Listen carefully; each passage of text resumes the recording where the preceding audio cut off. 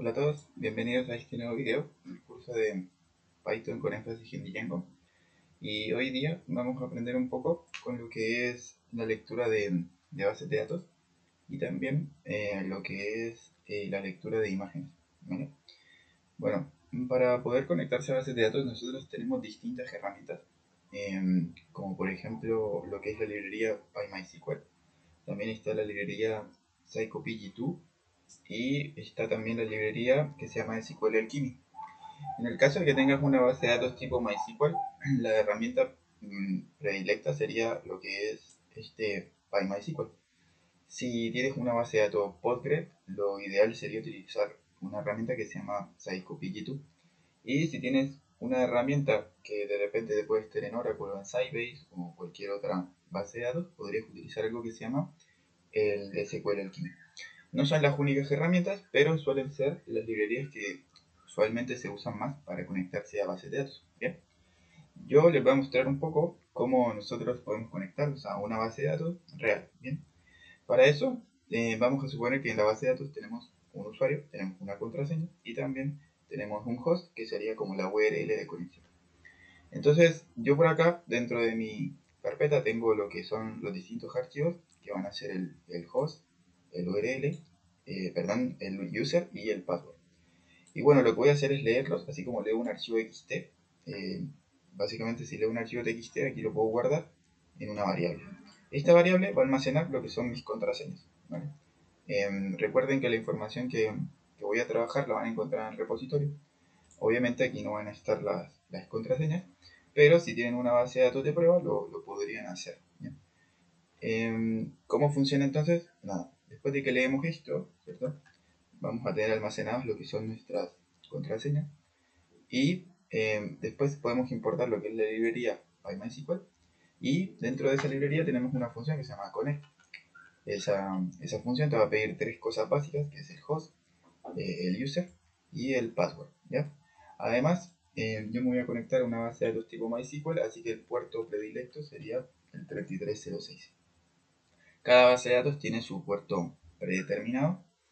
Uno lo puede encontrar fácilmente buscando en la web. ¿Bien? Y además de eso, también te da la posibilidad de leer cuál es la base de datos que quieres cargar. En mi caso, una que se llama, bueno, ahí como ven, Ruby. Bien, ese va a ser mi engine. Si yo ejecuto esto, debería mostrarme que tengo una conexión. Si te dice un error es porque no tienes conexión, ¿ok?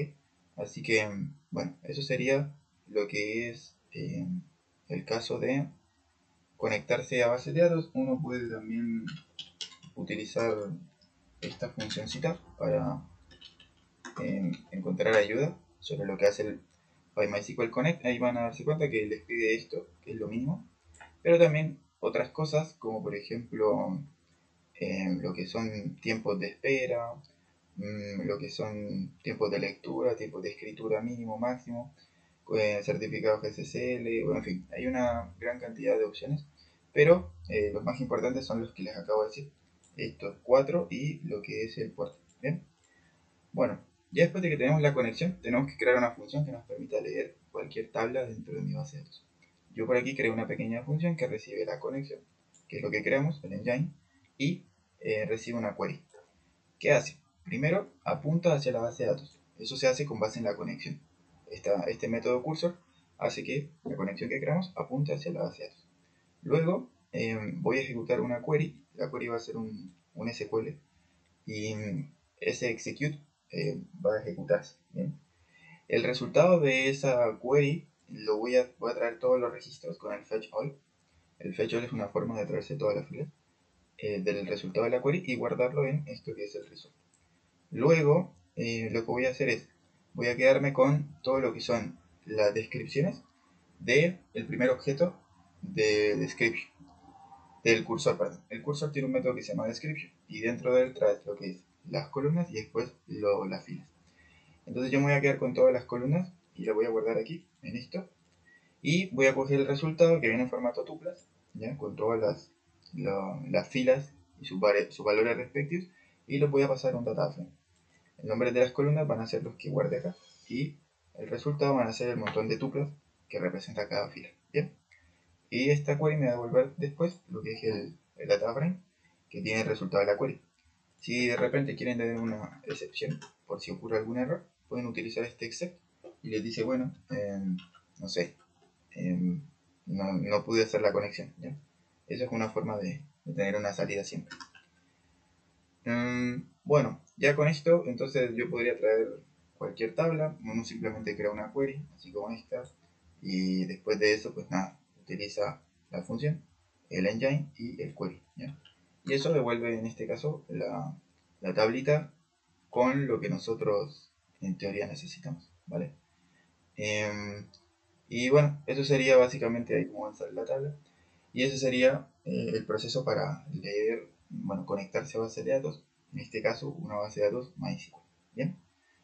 Bueno, también se pueden hacer otras cosas, la query puede ser más compleja, se puede hacer lo que uno necesite, pero eso sería por ahora lo que es la lectura de base de datos, ¿vale?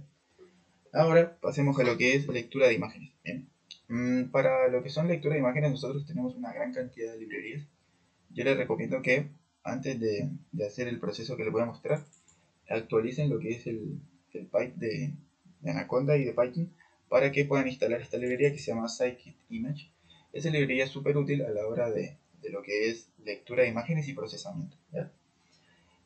¿Por qué necesitamos instalarla? Bueno, porque la voy a usar acá abajo y básicamente aquí lo que hice fue importarla, ¿ya?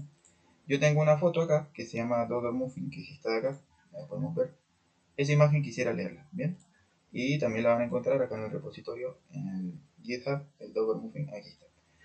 Entonces, si nosotros quisiéramos leer esa imagen, podemos traer la librería scikit-image, le ponemos EO, que es para hacer los procesos de lectura, y dentro de EO hay una función que se llama ImageRead. Colocamos el nombre del archivo con el formato, lo guardamos acá, y miramos qué hay ahí, ¿ya? Usualmente, ¿qué es lo que tiene una imagen? Bueno, una imagen lo que tiene son 3 capas usualmente. Viene en el formato RGB, en el cual uno básicamente tiene la capa de blues, después tiene lo que es la capa de reds y después tiene la capa de greens. RGB, vamos a llamarlo así. Ya. Entonces cuando uno tiene las 3 capas y la suma, ¿cierto? RGB, eso de fondo es lo que da como resultado la imagen final, ¿ya? Que es la foto que estamos viendo. ¿Y qué es cada una de esas capas? Es una matriz 2D, ¿cierto? Que cuando nosotros la juntamos nos sale un tensor de 3 dimensiones en profundidad y de ancho y alto igual, ¿vale? Así que así es como operan las imágenes. Si uno mira el shape de lo que es la matriz o el tensor de la foto, se van a dar cuenta que tiene 534 por 950, eso sería el ancho y el alto, y después viene la profundidad, que serían las capas. Ahora, ¿qué hago si yo quiero verla? Bueno, como es una matriz, Matplotlib reconoce automáticamente las 3 capas si es que yo utilizo una función que se llama el InShow, ¿ya? El InShow muestra en 2D un resultado visual, en este caso coge la matriz y la condensa en una sola cosa, el tensor pues. Y como ven, aquí viene, este sería el 534, vendría a representar lo que es el alto, el 950 lo que es el ancho, y las 3 capas convergieron en una sola y ahora tenemos una imagen, ¿bien? Ahora, ¿qué pasa? Él por defecto lee lo que es el formato RGB, pero si yo a la matriz le pongo, no sé, BGR, algo así, ¿qué pasa? La matriz cambia sus tonalidades, ¿ya? Entonces, o la foto, pues.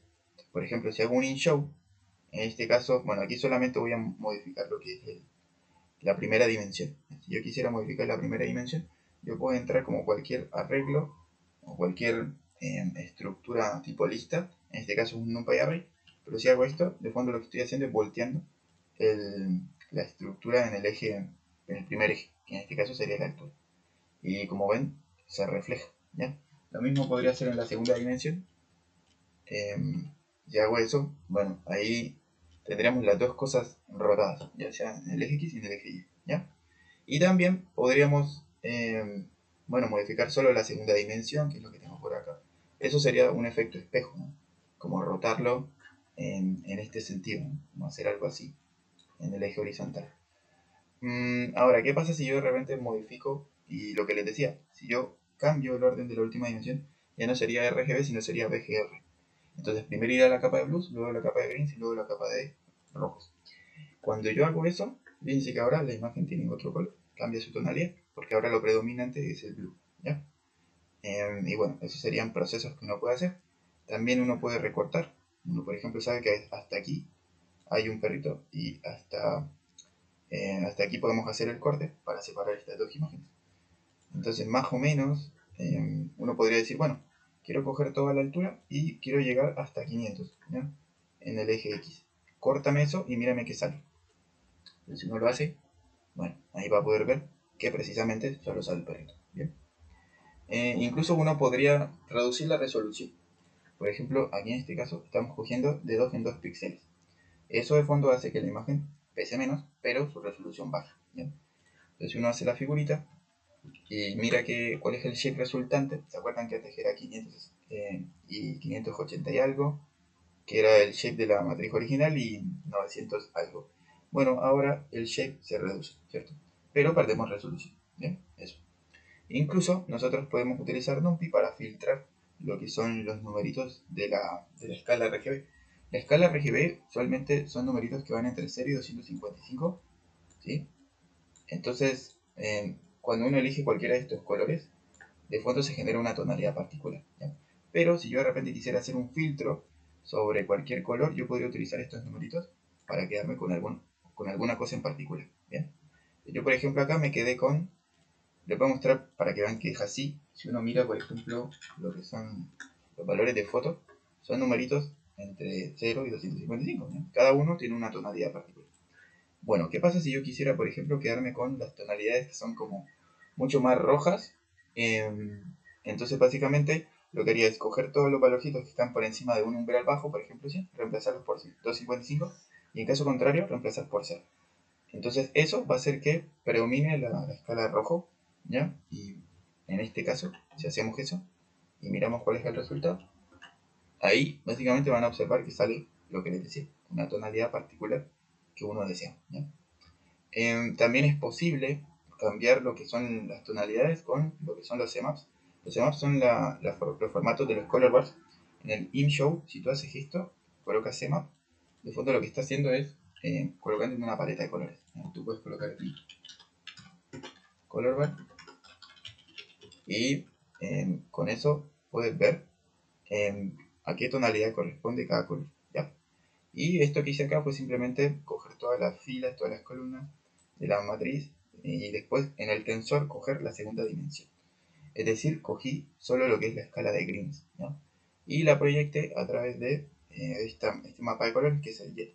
Tú pudieras haber cogido la escala, la matriz en la posición 0, que sería la escala de rojos. Después en la posición 1 sería la escala green y la 2 sería la blue, ¿no? Entonces cada una tiene una estructura particular y bueno, ahí uno podría hacer cosas con ese tipo de datos. Bien, y bueno, nada, eso sería en este caso la lectura de bases de datos y imágenes. Espero que haya sido claro y nos veremos en un próximo video. Hasta la próxima.